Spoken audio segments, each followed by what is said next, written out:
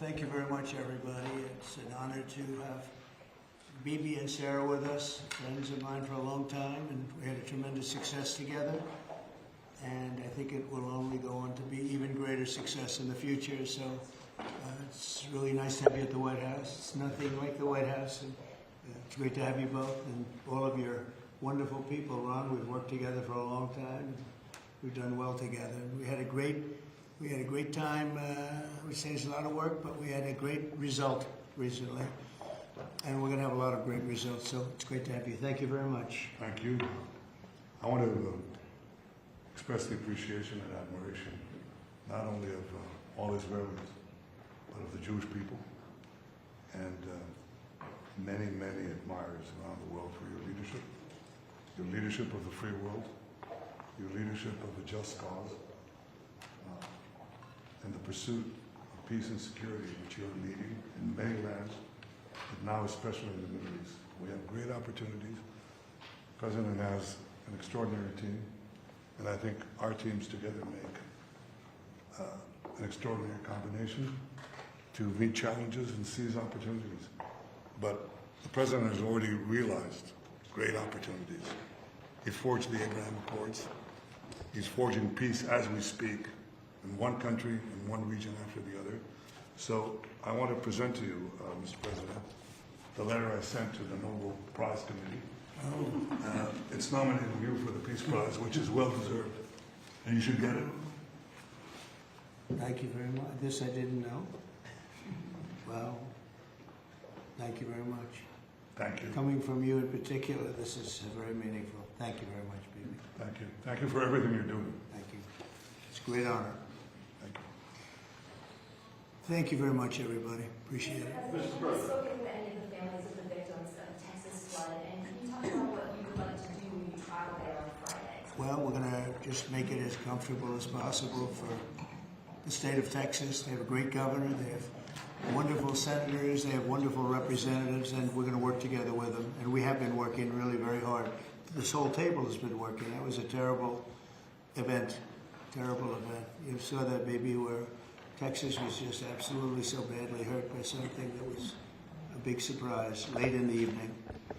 So we'll be working with the governor and all of the people of Texas.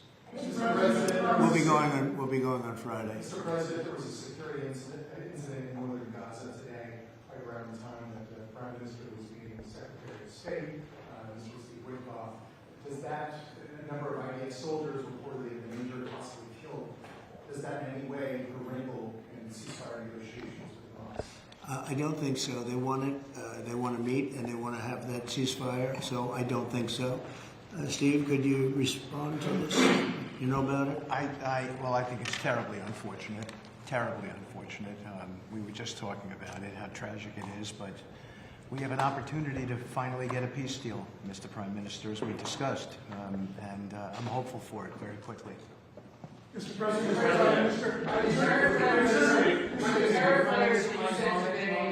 final offers, or are they More or less final offer. So South Korea, Japan, Look, we're always subject to negotiate something that's fair, but we've talked to most of the countries, and pretty much they've had their way for many, many decades, as you know. And it was time that we just wanted fairness. This is not really equitable from our standpoint because it's just a small token by comparison to the damage that's been done over the years. But we had no other president that was willing to do this. I did it in my first term with China and others. We took in hundreds of billions of dollars of tariffs. No inflation, the most successful period of time that we've ever had financially in the country. The first term. I think this term is going to be much better, even much better than that. That was the best ever, and this is going to be, I think, substantially better. And we're on the way to doing that. We've already taken in over $100 billion worth of tariffs, and we haven't even started. And all I say to the other countries is, you know, some of them wanted to make a deal and wanted to be fair. Others perhaps got a little bit spoiled. They were a little bit spoiled because for 30, 40 years, 50 years, they were taking advantage of the country. So we're going to, I would say final, but if they call with a different offer and if I like it, we'll do it. And the August deadline, is the August one like firm now? Is that it? I would say firm. No, No, I would say firm, but not 100% firm. If they call up and they say, would like to do something a different way, we're going to be open to that. But essentially, that's the way it is right now. Yeah. Mr. President, is your Palestinian relocation plan still on the table? Is there a plan? Has there been any progress in finding countries to accept? Maybe why don't I let you answer that question? Mr. President, Why he's got to answer that? Oh, I'm sorry. I think President Trump had a brilliant vision. It's called free choice. You know, if people want to stay, they can stay. But if they want to leave, they should be able to leave. It shouldn't be a prison. It should be an open place and give people a free choice. We're working with the United States very closely about finding countries that will seek to realize what they always say, that they want to give the Palestinians a better future. And those who, and I think we're getting close to finding several countries, and I think this will give, again, the freedom to choose. Palestinians should have it, and I hope that we can secure it close by. And we've had great cooperation from surrounding Israel, surrounding countries, great cooperation from every single one of them. So something good will happen. Brian, did you have Yes, something? Mr. President, you've mentioned before you want to go down as your legacy as a peacemaker. Are we in the last chapter of closing out peace amongst this conflict now and all the other ones that we're working on? Well, I hope so. Look, we did a job with India and Pakistan and Serbia, Kosovo, Rwanda, and the Congo, and this was all over the last 3 weeks or so, Marco, right? We did, and others that were ready to fight, and we stopped a lot of fights. I think a very big one, frankly, a very, very big one was India and Pakistan, and we stopped that over trade. We're dealing with India and we're dealing with Pakistan, and we said we're not going to be dealing with you at all if you're going to fight. And they were maybe at a nuclear stage, at both, nuclear powers. And I think stopping that was very important. We're trying to help out with a Biden-created monster, this whole thing that's happening with Russia and Ukraine. It's a horrible thing, and I'm not happy with President Putin at all. But this is something that would have never happened if I were president. This is a war that was never going to happen. Go ahead, Ron. I was going to say, how would you address your critics that in the election they said that you would cause the next World War III, when in fact you're solving all the problems? I'm stopping wars. I'm stopping wars. And I hate to see people killed. Like, as an example, Ukraine and Russia. They're not Americans there being killed. They're not Israeli that are being killed. These are all Russians and all Ukrainians. But it's 5,000, maybe 7,000 last week, 7,500 last week, mostly soldiers. But people in towns and cities that are getting hit. But mostly death is mostly soldiers. Now, so they don't come from here, but it's 7,000 last week souls. And if I can stop that, they have parents and they have sisters and brothers and getting married, and who knows, they're just people, but they're souls. And if I can stop a war, because I have an ability to do so, I'm disappointed, frankly, that President Putin hasn't stopped. I'm not happy about it either. Mr. President, on the Iran talks, can you say if you scheduled the next round of Iran talks, and then also on strike? We have scheduled Iran talks, and they want to talk. They took a big drubbing. I think when we hit the 3 sites, really, I would say the 3 sites, not just the one. The one was a big one, and it was deep in granite, and it was obliterated. It turned out the Atomic Energy Commission said it is obliterated. I would just want to take our hats off to those incredible flyers, the people that flew that big machine, and frankly, the mechanics and everybody else. They had zero. They flew for 37 hours with zero problem mechanically. I mean, when you think in carrying the biggest bombs ever, the biggest bombs that we've ever dropped on anybody, when you think non-nuclear, and we want to keep it non-nuclear, by the way. But they did a phenomenal job. It was an amazing job, and I think that was, I was talking to Bibi about it before, that was the very beginning of the end, and ended very quickly after that. I don't want to say what it reminded me of, but if you go back a long time ago, it reminded people of a certain other event, and Harry Truman's picture is now in the lobby, in a nice location in the lobby where it should have been, but that stopped a lot of fighting. And this stopped a lot of fighting. When that happened, it was a whole different ballgame. On future on strikes, what do you say, what might make you have a desire to do another strike on Iran? Another what? Another strike on Iran? I hope we're not going to have to do that. I can't imagine wanting to do that. I can't imagine them wanting to do it. They want to meet. They want to meet. They want to work something out. No, they're very different now than they were 2 weeks ago. Is there a date yet for the Iran talks or a city? Do you know when and where the next round of Iran talks will be? Well, I can tell you. I'd rather not say, but you'll be reading about it tomorrow or seeing it tomorrow. Mr. President, what is the holdup currently in a ceasefire with Hamas? In which? In a ceasefire between Israel and Hamas, what's currently the holdup? I don't think there is a holdup. I don't think there's a holdup. I think things are going along very well. We just, left each other, and it was not a pleasant period of a few days. It was a little longer than a few days, but this was not a pleasant period of time. And we were at the end. 14 missiles were shot. And every single missile was shot out of the air. It was pretty amazing. That was sort of the end. And they told us they were coming and where they were and what time they were coming. And they said, if you'd like to have a different time, we'll do that. And that's respect when they do that. I appreciated that they did that. There was no surprise. We got the soldiers out of the base in Qatar, in this case. But they knew they were coming. 14 missiles were coming. 1 o'clock, they said, would you like to make it later? They said, no, let them come at 1 o'clock. And at 1 o'clock, everybody was, as you know, over 5,000 people left the base. And we had 3 gunners and 3 assistants. And out of the 14 that were shot, all 14 were knocked down. And that was the end. That was about it. And we had a rough time. But sometimes, sometimes you need the rough time in order to get. I think things are going to be really settled down a lot in the Middle East. And they respect us, and they respect Israel. They respect a lot of things that took place. Nobody's ever seen equipment like what we sent over to knock out those sites.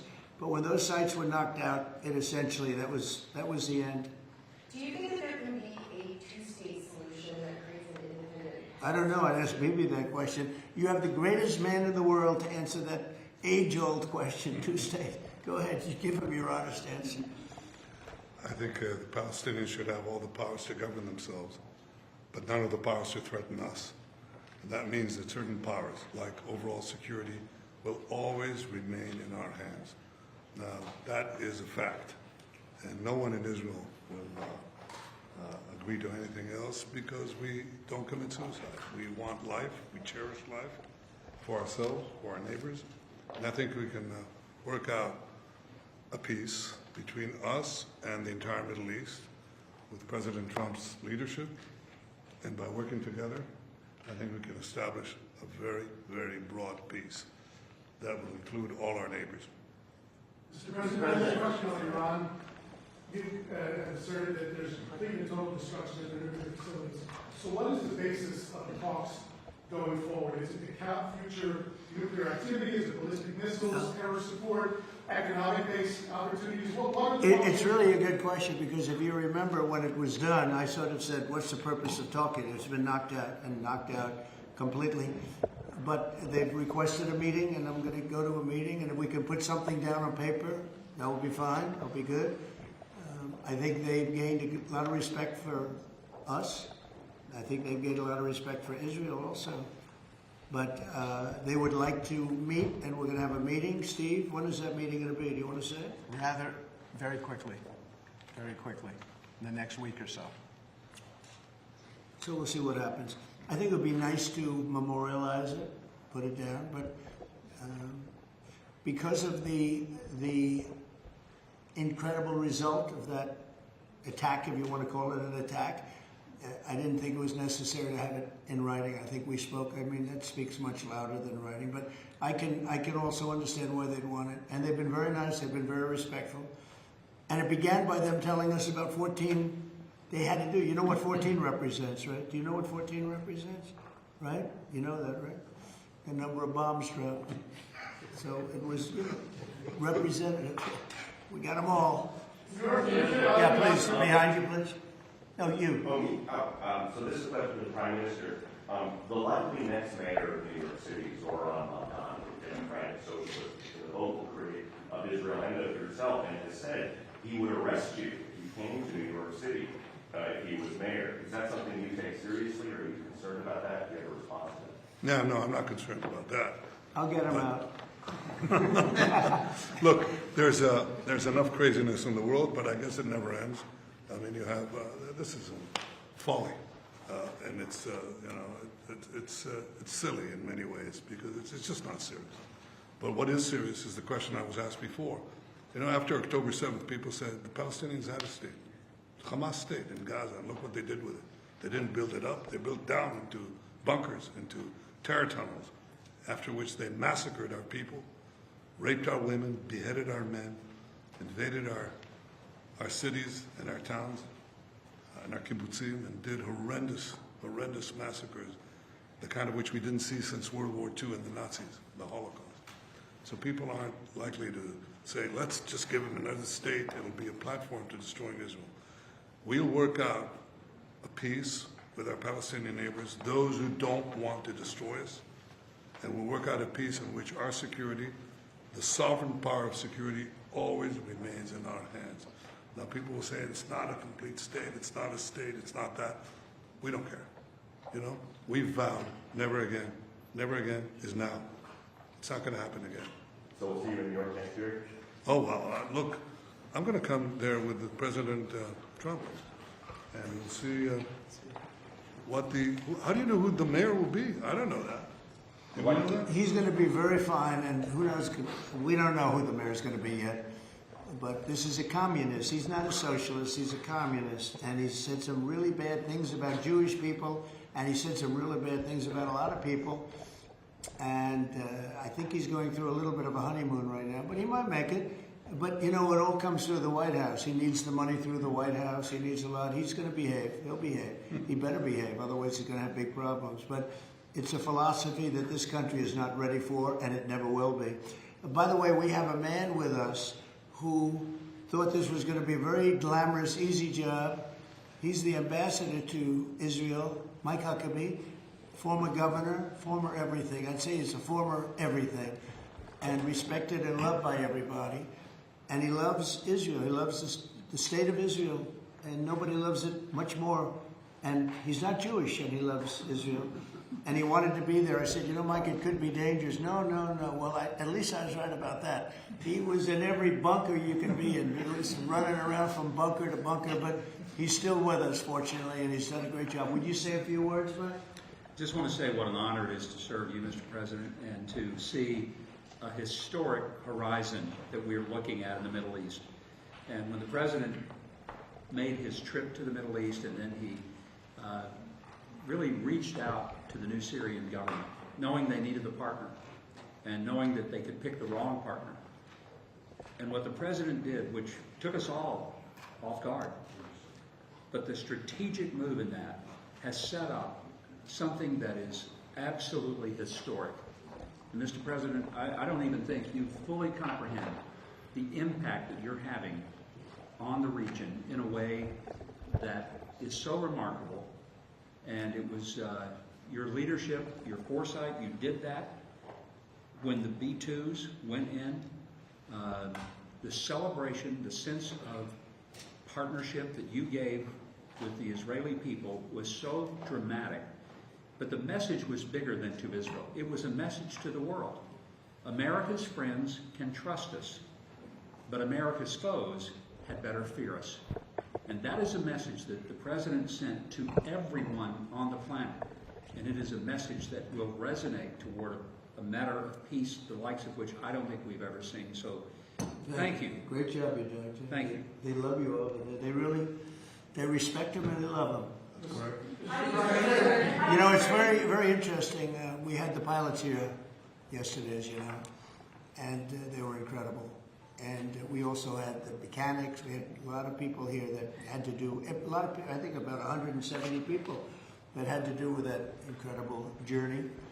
a journey that could have been horrible. You remember what happened with Jimmy Carter, with the helicopters and all of the problems, and ultimately hostages. We had the exact opposite. Everything was perfect. It worked perfectly. But I didn't realize, I was saying to one, is this something that you felt strongly about? Absolutely, sir. I couldn't wait. I said, better than you, really better you than me. But they couldn't wait. He said, sir, we've been practicing for this mission for more than 20 years. From just after 2000, they've been thinking and practicing to go into that area. I guess you probably know that better than anybody, Pete. They've been looking at going in, but they never had a president that would allow them to do it. And perhaps right, perhaps wrong. I don't know if that's true or not, but I didn't realize they were preparing for that journey from just a little bit after 2000, the year 2000. And I was pretty amazed by that. They knew it. They knew every inch of it. And they came back and they said, we got it better than we ever did in practice. But they've been practicing for more than 20 years. Can you imagine? Yeah. On Ukraine, Mr. President, are you planning to send more weapons to Ukraine? We're going to send some more weapons. We have to. They have to be able to defend themselves. They're getting hit very hard now. They're getting hit very hard. We're going to have to send more weapons. Yeah, defensive weapons primarily, but they're getting hit very, very hard. So many people are dying in that mess. Mr. President, if the one big beautiful bill now signed into law by you, what would you like congressional Republicans to turn to? All they have to do now is talk about how good it is. The biggest tax cuts ever. No tax on tips, no tax on Social Security, think of it, no tax on overtime. From a business standpoint, the jobs are coming in like we've never seen them before. As soon as that was signed, there were 9 factories that announced that they were building the one-year deductibility, things that from a business standpoint you'd understand. The jobs that are being created. And one of the things that is, and this is also that, but it's also because of the tariffs, a tremendous success. We're taking in hundreds of billions of dollars in tariffs. One of the things that is so exciting is the number of companies and car companies where they're building plants. AI is the big thing. We have over $15 trillion announced already, and it's been, really, I would say it's been during the last 3 months, but we're here for a short period of time, and some administrations never had anywhere near that number for a whole term, probably for a whole 2 terms. But we're up to over $15 trillion coming into our country. There's never been anything like it anywhere in the world. There's never been an investment like that anywhere in the world. Look, I told this story, and I just told it to Bibi backstage. I was talking to him, and I said, the King of Saudi Arabia, smart guy. And also we went to Qatar, and we went to UAE. Really 3 strong leaders, smart guys. They all told me the same thing, and then that was reiterated at NATO just recently when we got back, where they agreed to spend $1 trillion a year, by the way, which is about 3 times what they were spending. But they all said the same thing. We thought your country was dead. Horrible term, right? We thought the United States of America was dead, and now you're presiding over the hottest country anywhere in the world. We're the hottest country in the world. I think Bibi would admit it, even hotter than Israel, though Israel was pretty hot about a week ago, I can tell you, for the wrong reasons. But we are the hottest country in the world right now, and it happened faster than anybody thought possible. But we have over $15 trillion, and that means jobs, and that means building, and that means things like we've never seen before. So all we can do is keep working hard. There'll be always surprises. Some of the surprises are going to be bad surprises. In your view, is the war between Israel and over, or do those talks need to happen before you can? Well, I would say that the best man to answer that is the Prime Minister. But I will tell you that, in my view, I hope it's over. Yeah, I think Iran wants to meet. I think they want to make peace, and I'm all for it. Now, if that's not the case, we are ready, willing, and able. But I don't think we're going to have to be. But I think Bibi would answer that question very well. I think the partnership between Israel and the United States, the partnership between President Trump and me, produced a historic victory. It's an incredible victory, actually.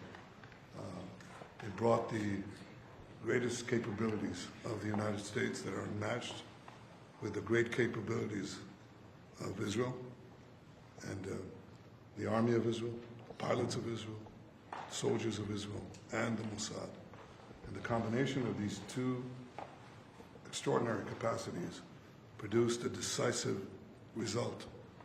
It set back the two tumors that were threatening the life of Israel, the nuclear tumor and the ballistic missile tumor, because they were planning to build 20,000 of these things and launch it on a country the size of New Jersey. And no country could withstand that. So what do you do when you have two things that are going to kill you? You have to remove them. With our combined effort, we did. But when you remove a tumor, doesn't mean that it can't come back. You have to constantly monitor the situation to make sure that there's no attempt to bring it back. So we've had a great achievement, and I think part of the effort of consolidating this and ensuring that we don't have to repeat this is to monitor this carefully. Of course, the President and I are talking about it, our teams are talking about it, but there's no question this is a historic victory, and I think, as was said here today, this has already changed the face of the Middle East. But it's not over yet. But I think that there is an opportunity here to create a historic expansion of the Abraham Accords, which were themselves an act of history, that deserve a Nobel Prize for the President. But I think the opportunities are much bigger, and I hope, I'd like to believe, that Iran would not test our fortitude, because it would be a mistake. It's better to go a different way. Do you believe the regime change is still necessary here? I think it's up to the people of Iran. Mr. Prime Minister, speaking on Syria, the Trump administration was fully supportive of the changes in Syria, backing the new regime there. Obviously, your government more cautious from a security standpoint. Are you comfortable with the pace of change, with the security situation vis-a-vis Syria right now? I think there's an opportunity to explore. I think that everyone understands that the situation has changed. Before that, Iran was essentially running Syria, okay, directly through Hezbollah. Hezbollah has been brought to its knees. Iran is out of the picture. So I think this presents opportunities for stability, for security, and eventually for peace. And I think that's been opened up also by the fact that the President has opened up a channel. So they have something. There's a lot to lose by going back to conflict. And there's a lot to gain by moving towards peace. And I think that opportunity has been opened by the President and by the changed security situation which we brought about with the collapse of the Assad regime. Are there direct talks with the Al-Shabaab government? Now, let's suppose there were. Would I answer yes? No. Right? That's my duty to ask. Well, it's your duty to ask, and my duty to ask you back. So.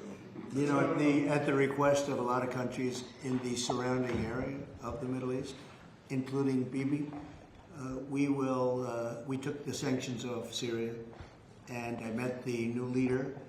I was very impressed by him. Somebody said, well, he comes from a very tough background. I said, well, you know, I'm not that surprised. It's a tough part of the world.